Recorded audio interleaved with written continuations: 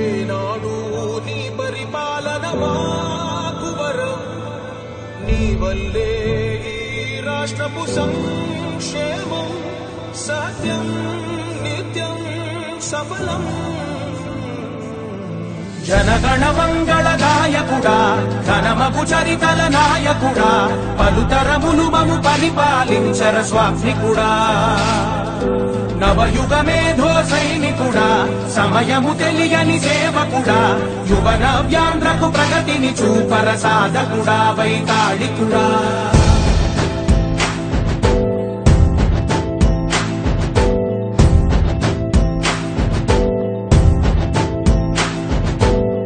ప్రతి ఇల్లు నిన్నే నిన్నే పిలిచింది, ప్రతి గడప నీకే స్వాగతమం.